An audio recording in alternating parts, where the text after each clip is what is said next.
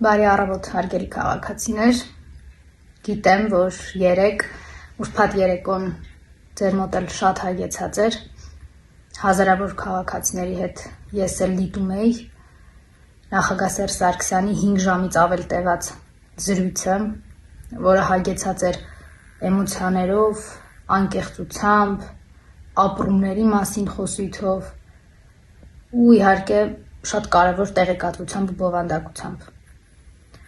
Սերժ Սարգսյանը իր զրույցում անդրադարձավ աղետներին, 44-օրյայի իրականությանը, այն ինչ շատերիս մտքում է, ինքը փաստարկված հիմնավորեց, որ այնպես չի, որ պիտի ամեն ինչ այսպես էլ հենց լիներ, այնպես չի, որ 44-օրյան անխուսափելի էր։ Խոսեց նաև մեզ բոլորիս ուզող հարցերի մասին։ Ես այդ 5 ժամերի ընթացքում ինձ բռնեցի մի մտքի վրա, որ Սերժ Սարգսյանը իր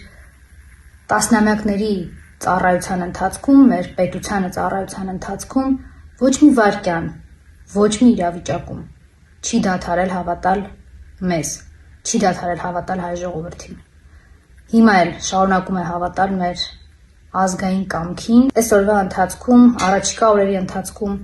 փորձելու եմ կտոր-կտոր ձեզ ներկայացնել ինձ համար էմոցիոնալ իմաստով, ապրումների իմաստով, ինչու՞ չէ նաև տեղեկատվության իմաստով առանձնացած մի քանի հատվածները։ Ու նաև իրար հետ փորձենք քննարկել, հասկանալ այն բոլոր շերտերը, որոնք կային նախագահ Սերժ Սարգսյանի պատասխանների մեջ։